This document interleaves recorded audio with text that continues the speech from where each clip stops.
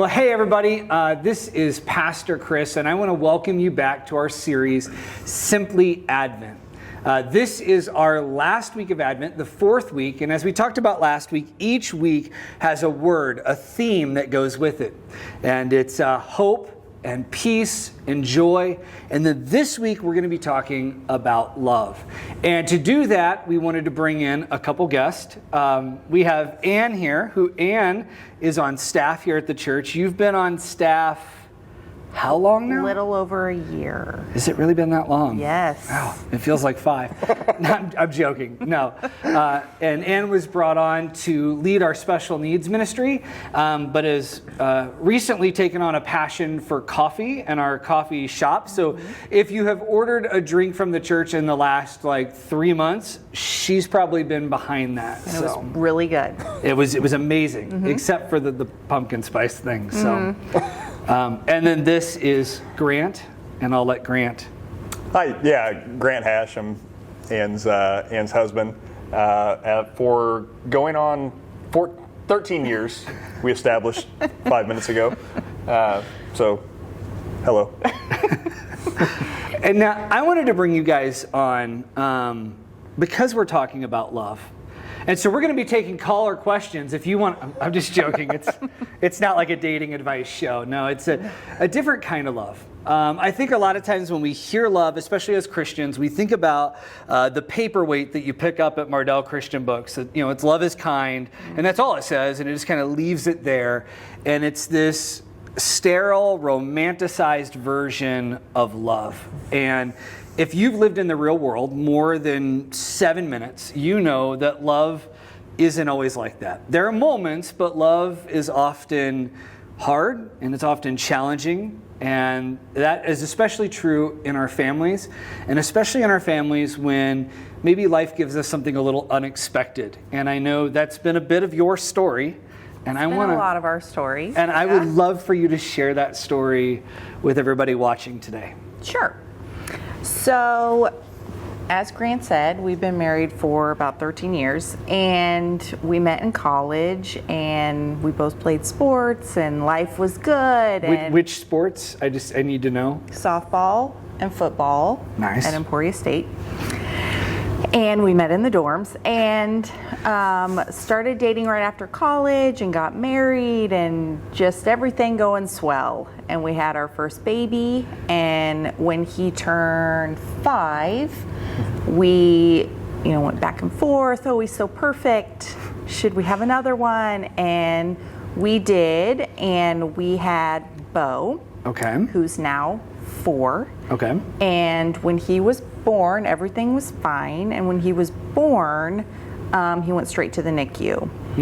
And they told us, oh, it'll just be like a week. He just needs to get, some fluid out of his lungs. He'll be fine. And then a week turned into 2, and things just weren't going well. He'd have trouble breathing. He'd turn blue. They'd have to give him oxygen. And so I can't imagine what you're going through in those weeks. That's got to be unreal. Yeah. What? Probably, especially from coming from a place where, like Ann said before, we had lived what I would describe as a pretty blessed life in terms of our relationship. Our first child, no issues, ahead of the curve, so to speak, things like that. Yeah. So it was one of those things that you hear about people going through things, and we spent a month in the NICU, or we spent 3 months in the NICU. Yeah. You hear those things, but they don't really register with you. Right. So then when you're living it, it's truly kind of a rude awakening that you never expect to go through something like that. You always it's one of those things that you say, well, not us. Yeah. And then we ended up kind of living right in the middle of it. Wow. So, yeah. Wow. Yep. So after about 3 weeks, they said, oh, he has reflux, and sent us home. Great. So at, I think, our 3-4 month appointment, our doctor was like, he needs more tummy time. He's just not doing the things that we would expect. And okay, and I didn't really think anything of it. We held him all the time, and I remember it was because he was in the NICU, I wanted to hold him all the time. Yeah. And he just didn't get to do all the things that little babies do. So eventually, he just didn't really progress. So I remember the doctor calling us after an appointment, and she said, "We're going to send you to neurology at Children's Mercy." Oh, wow. And the floor kind of dropped out. And I remember asking her, "Well, what do you think is going on?" Yeah. And she was like, "We don't know, but there's some red flags, and we just want to make sure everything's fine." I'm sure it's fine. Everything seems fine. So after about 6 months of all kinds of tests and MRIs and Everything coming back normal. pokes and just all kinds of stuff, he was diagnosed with a genetic mutation called GNA01. GNA01? Yes. Okay. So Which if you don't mind, I'm going to interrupt real quick. I know we're going to be talking a lot about Bo and his special needs, and I am not as familiar with that world as I need to be. And so I just want to say right now, if I phrase anything or say anything wrong, do not hesitate to call me out on that. There's no wrong. Well, I know, but I want to be as respectful as I can, and I want this to be a learning moment for me, and I know I'm not the only one, so it may be a learning moment for others. So if I say anything that you're like, no, just say no. So. Yeah. So I just remember getting that call and being like, well, I've never heard of that, so it must not be anything bad. I had no idea. So then I kind of just asked the nurse, like, well, what do I do now? Yeah. And she was like, well, you know, we have a couple of patients in Kansas City, and I was asking questions like, well, do they walk? Do they talk? And she kept saying, not yet. And I said, well, what do I do? Do I Google? And she goes, we don't advise that you Google. You never Google. So I Googled. And then I think I was in bed for 2 weeks or a week, just could not get out of bed. Was just crying and couldn't eat. And so Grant kind of took over from there for a while because I was, I had gone for about almost a year he's just a little behind, and I'm going to do everything I can to get him up to speed. And then when that fell out, we didn't know what to do. Even though I was a teacher, I had never really lived in this world, and I had no idea what to expect. And so that was kind of when our lives took a turn. This may be really personal. All right. What were you feeling in those 2 weeks? I mean, just as a parent, I just can't. Well, there's got to be so many different feelings in that. Yeah, and I know, me personally, I think Anne was coaching softball at the time. And she got the call, I think, while she was at softball practice. And I was home, and she, if I recall correctly, she called me and said, Children's Mercy called, it's really, really bad. And didn't really know what to think about that. Okay. I think she got home, and we talked a little bit about it. And I still remember our older son, Everett, again at the time he probably would have been 6 or so now, and he had a baseball game that evening, and I was his baseball coach. And I remember trying to process everything we had just found out about Bo while also helping Everett get his baseball uniform on to go coach baseball. And it just seemed like such an odd dynamic that just found out this information about our 1-year-old. But it was it kind of hit you in the mouth a little bit that the world doesn't stop. Nothing, everything kind of keeps going, and you might be outside of your body at the time. I remember that feeling of just found out this news, but we have a 6-year-old that has a baseball game. And kind of trying to process that dynamic was difficult. And I think in many respects, we still try to process that. There's almost these two lives that we lead that are very, very different. But trying to kind of manage that and balance that between those two lives. But I remember that distinctly. Within an hour of finding this out, Dad, can you help me get my pants on for my baseball game? Yeah. And it was I just remember that really odd feeling right after that. I'm guessing that the way you demonstrate your love between your two kids is quite different. Yes. That has to be an interesting dynamic, like you said. Like, it's just... Yeah. I mean, I think, to go back to your question, what I was at least thinking was, when you get married and you have kids, you have a dream. Mm-hmm. You have this vision of what you think your life is going to look like. And my dream just was shattered. And I'm never going to get it back. And I still think that often. We talk about that often. Yeah. I'm still not where... gosh, this wasn't supposed to happen to us. Yeah. We did everything right, and this wasn't supposed to happen to us. And so from that, I mean, it's probably a daily struggle for me to make sure, and we've talked about, make sure Everett, our older son, gets everything he needs, because he didn't ask for, none of us asked for this. And Bo didn't ask for this. Yeah. And so it's hard to, balance all of Bo's needs. Therapy, he goes to 2 different schools. He has, I think I counted, he has 18 adults that help him per week. So getting them Christmas presents, but, just balancing it's that. A lot of Starbucks gift cards. It is. I bought them all Starbucks gift cards. Literally. Yeah. Yes. And making sure Everett gets to do everything that he wants to do. And he's a smart kid and he's an athletic kid, and making sure we are able to keep him in sports and hanging out with friends, and making sure they're developing at their own pace. Yeah. Makes sense. Yeah. Wow.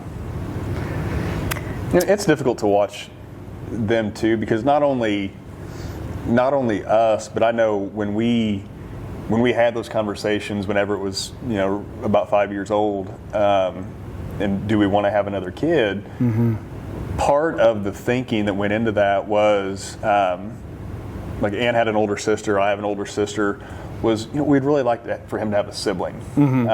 So when we're older or we're gone, he kind of has somebody, right?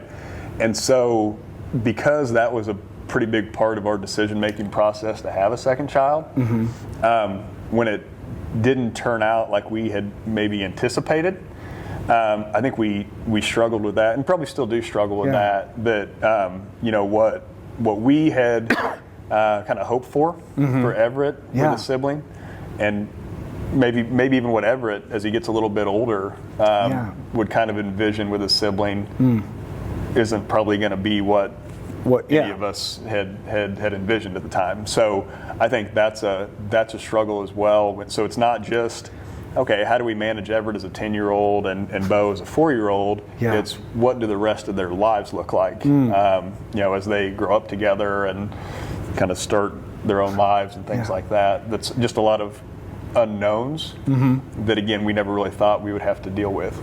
Yeah. Wow. Now, I kind of interrupted. What exactly does that diagnosis mean for Bo? Like, for those who aren't familiar, what does that look like? So when I first started Googling, Once again, we do not advise Googling anything related to health. I always tell people, don't Google it. But I did come across a foundation, which is funny because it's called the Bo Foundation, but it's BOW. Okay. Bo. And so I emailed the director of that foundation, and I think I emailed SOS. And I said, I just got our diagnosis. Yeah. I have no idea what to do. What is happening? Help. Yeah. And she's like, oh my gosh, you can call me anytime, but here's kind of what we know. At the time, there were 50-some people in the world with that diagnosis. 50. Now there is a little less than 200. Wow.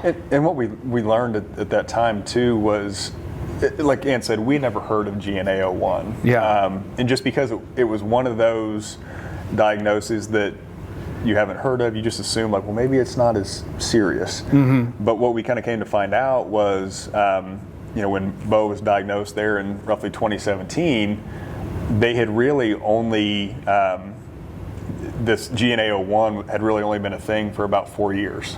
Wow. And so prior to that, when it got its own diagnosis, there's obviously been children that have had this genetic mutation for who knows how long. Yeah. They had just But science wasn't there yet. Yeah, the science wasn't there. They hadn't come up with this specific diagnosis. They had been put into kind of two separate categories depending on how their mutation presented itself, as either diagnosis with cerebral palsy or epilepsy if they had seizures. So it wasn't until about 2012, 2013 that they said it's actually not those, it's GNA01. So yeah, when we heard 50, we thought, good grief, this is that rare, which it is rare, maybe just not as rare as they had thought prior to that time frame. So there's a spectrum of, there are some kids who are diagnosed, well, they're young adults now, but they can walk and talk and maybe they're just slightly delayed. To kids like Bo who are nonverbal, non-mobile. He eats through a G-tube in his stomach. He needs us 100% of the time, every day. So some kids also have the epilepsy side, and some kids have a movement disorder, so they can't control their movements. He has both. Oh, wow. Even fewer of the kids have both. And so we're some of the ones that do have both. And so I just remember telling Grant right after he was diagnosed, I just want him to be able to walk or talk. I don't care which one. And he cannot yet do either one. Is that possibility still there? Sorry if that's a hard question. No. Well, we don't know. It's a hard question to answer. It's not a hard question. It's a good question. I think a lot to still be determined. So I don't want to jump ahead, but one of the things that we've experienced with Bo is kind of the pharmaceutical side of all this, and the medications that kids have to be on and things like that, and that's been a big part of probably the last 2 years of Bo's life, is trying different medications, seeing what works, what doesn't, what side effects there are, things like that. One of the things that we're getting closer to doing is transitioning more to a surgery that could potentially kind of replace some of the pharmaceutical side of it.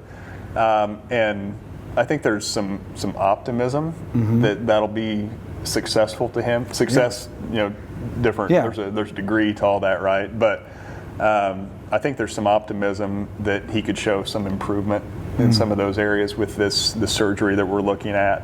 But to the question, whether he'll walk or talk or both, we try to be optimistic, but also kind of practical, just in terms of our planning and what we think of doing and things like that. But TBD.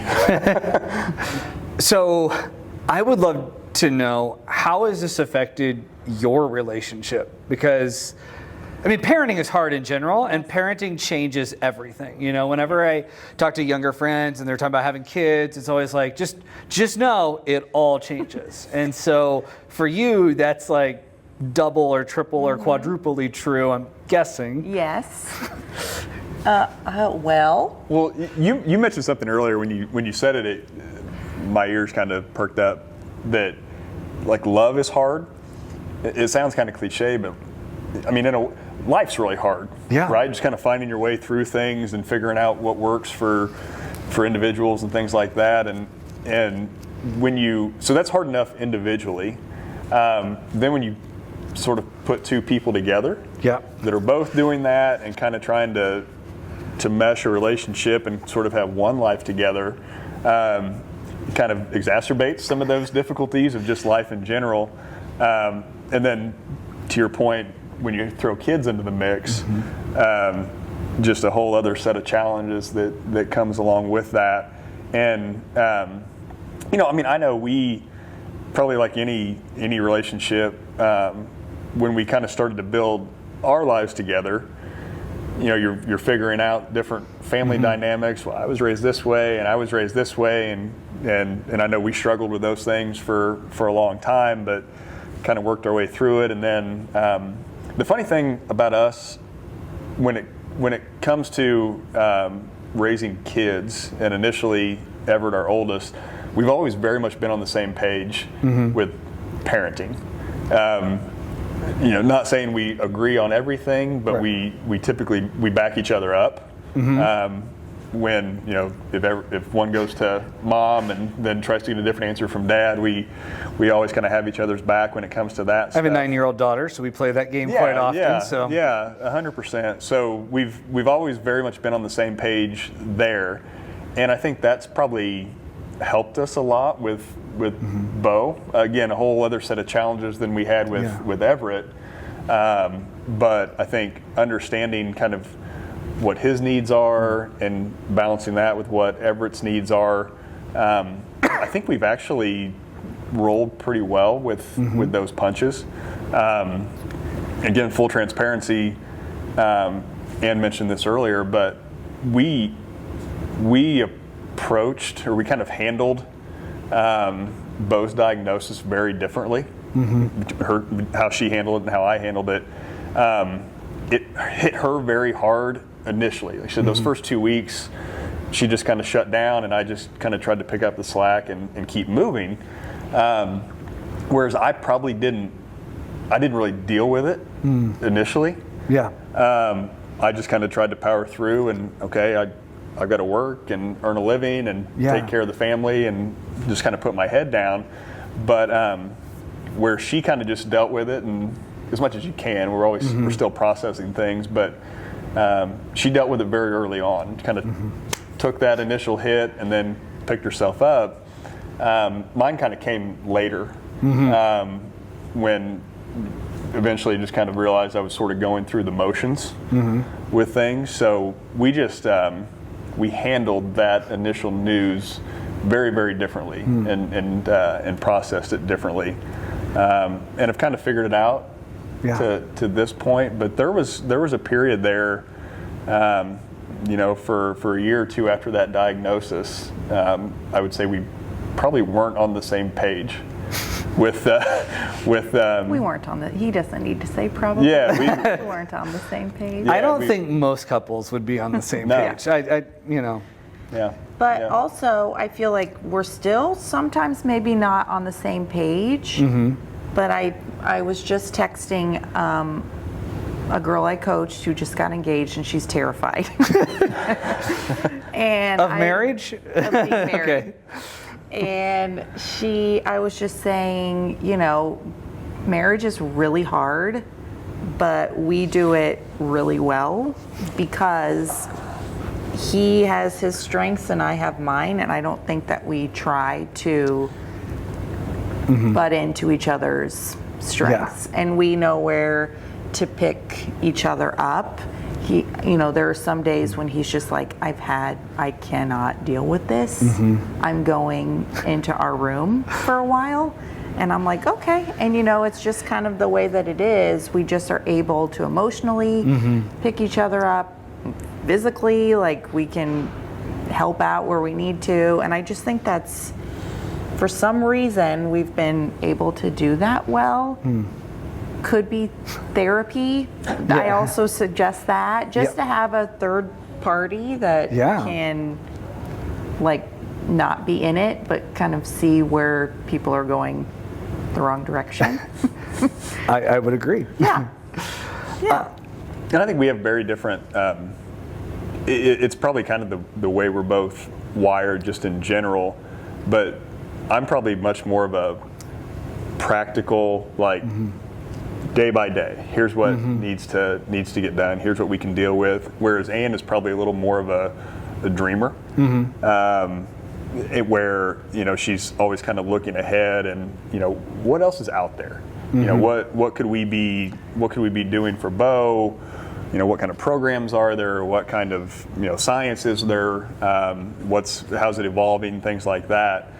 Which again, I don't think is a bad thing, because I think if we were both the dreamers, we would probably kind of lose track of, okay, how are we going to get through today? But I think we balance each other pretty well in that respect too, just on how we, from a day-to-day basis, how do we deal with it? It's funny you mention that, because I see that in you here on staff. Like, Anne is never okay with where things are. There's always this we could do that, and sometimes somebody has to be the Grant and say, well, the budget's not there yet. So, but definitely a dreamer. That happens in a good at way home too. The budget's not there. Funny how that works. Put that back on the rack. You can't have that. Well, here's a question for you, either of you. What would you want to say to those who are like me and maybe aren't as familiar with special needs and what it's like to be a special needs family as maybe I should be? What would you want to say to those individuals out there? What do people get wrong, or what do you think people need to know? So when Bo was in the NICU, I would be getting texts and emails and calls constantly, just people really caring about him and our family. And so I started an Instagram page just to inform everybody, so I didn't have to text everybody back. Well, that's kind of as he's been diagnosed, and as he goes through struggles, and we go through struggles and really good times. I put it on his Instagram, but it's also turned into just a special needs awareness platform. And so before we lived in this world, I never had to think of elevators, ramps, larger changing tables. That never crossed my mind. When I walk into a store, I think, well, if Bo was doing this by himself, how would he even get in here? There's no button. How's he going to go all the way around to get up the ramp? I think so. One of my goals in life now has turned into being aware of other people and their struggles. I just think that is really important, and I think the accessibility of our world is not made for anybody who's not the typical human. I think that's kind of where my passion is, just making sure everyone is included and loved and cared for and cared about, which is why I love this job. And I tell Grant that all the time. I say I love my job because it does open people's eyes to a different world that I would have never known about. And I always say that to people, don't feel bad that you don't know something. I didn't know either. The only reason I know is because I live it.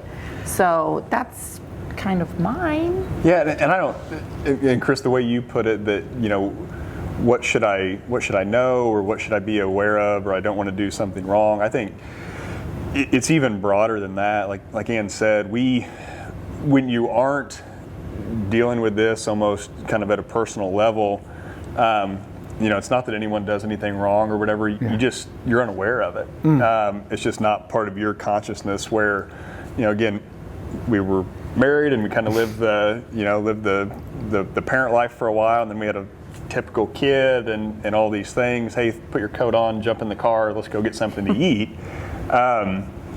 Until you really deal with those things on a very intimate level of not, life not being that easy, and just the little things not being that easy, we would never expect anybody to kind of know those little details of our lives, or what someone with special needs goes through on a daily basis. But it's more just an awareness that, hey, the way that the world presents itself to me isn't how it presents itself to everybody. Wow. I think if you're just aware of that, that goes a long way. Because I would say until Bo, we didn't even have that. Because again, I think we all just kind of live in our own little bubbles to some extent. So I think as long as you just know that, like, hey, like Ann said, me opening this door, what a convenience that would be to some people, and just the awareness that it's not that way for everybody, I think goes a long way.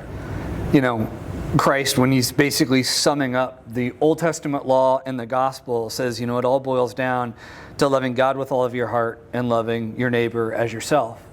And I think it's so easy to not fully understand what it means to love your neighbor because you don't know what your neighbor is going through.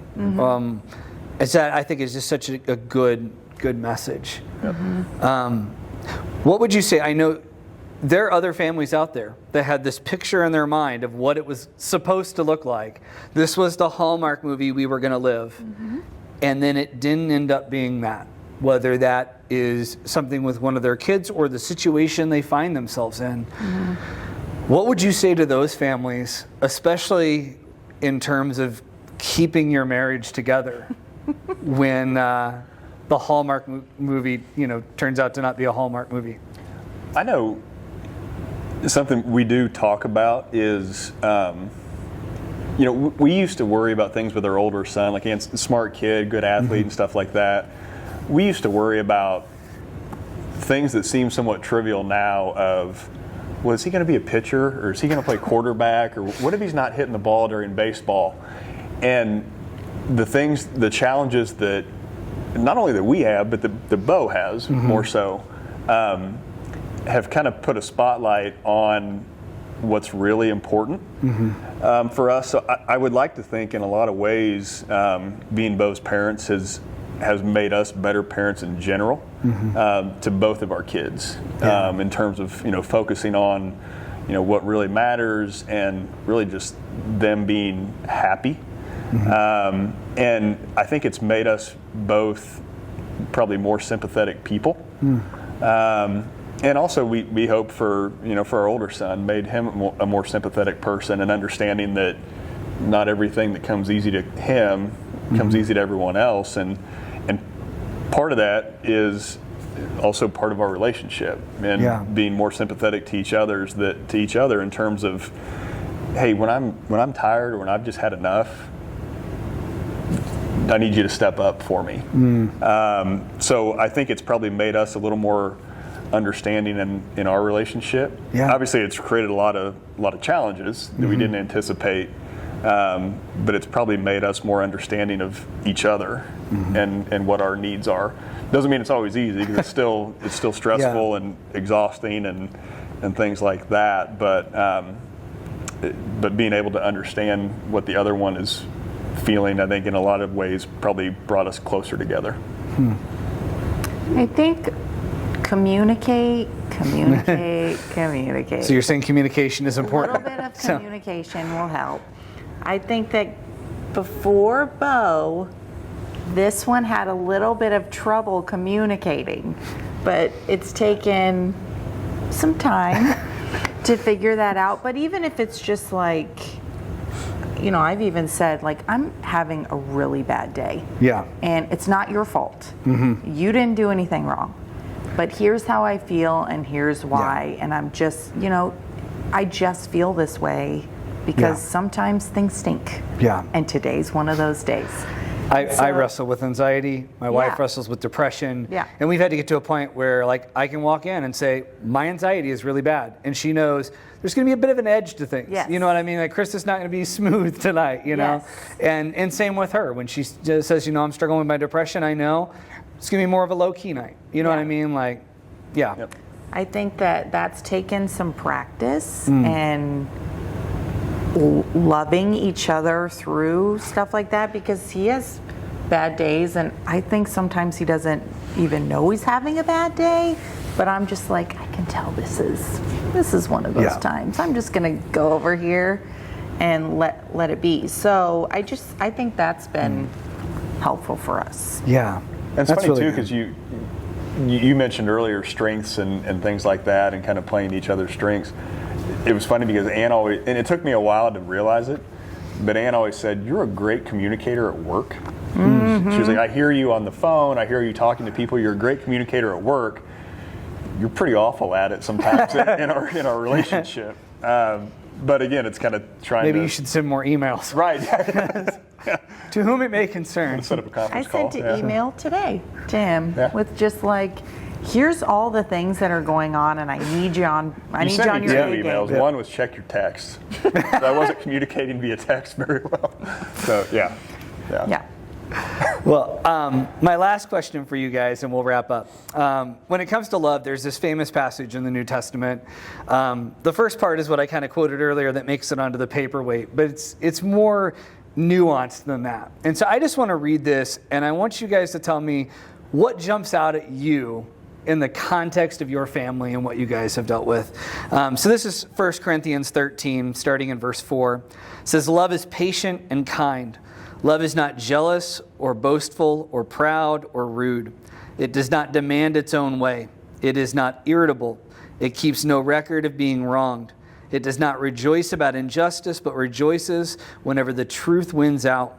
Love never gives up, never loses faith, is always hopeful, and endures through every circumstance."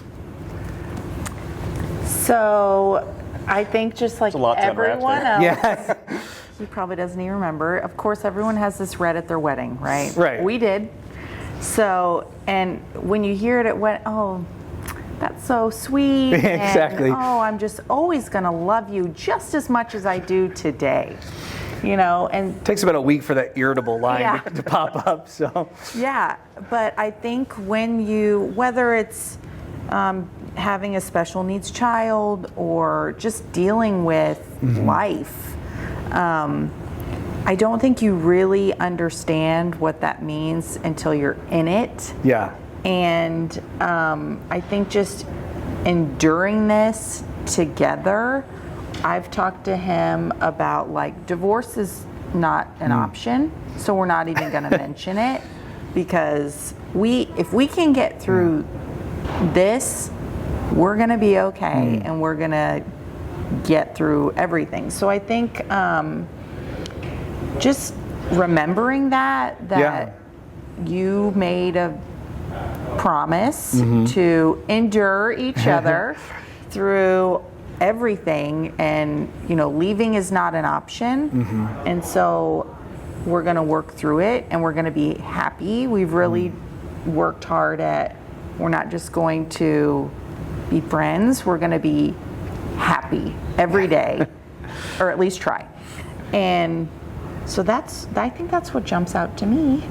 And like I said, there's a lot to unwrap in that, in the sense that, when you talk about, counting wrongs and things like that, I think when you're in a marriage, again, like Ann said, regardless of, having a special needs child or children in general, individuals have a tendency to keep score.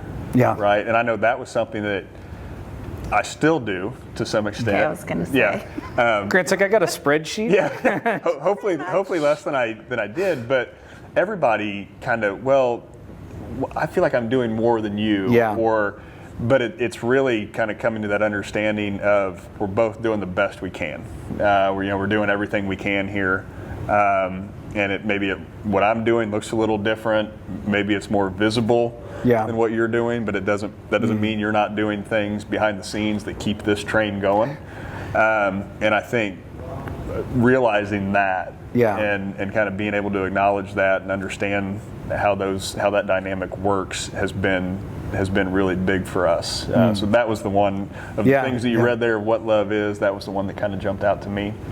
Well, guys, thank you so much for joining us today. I'm going to end by giving Anne a chance to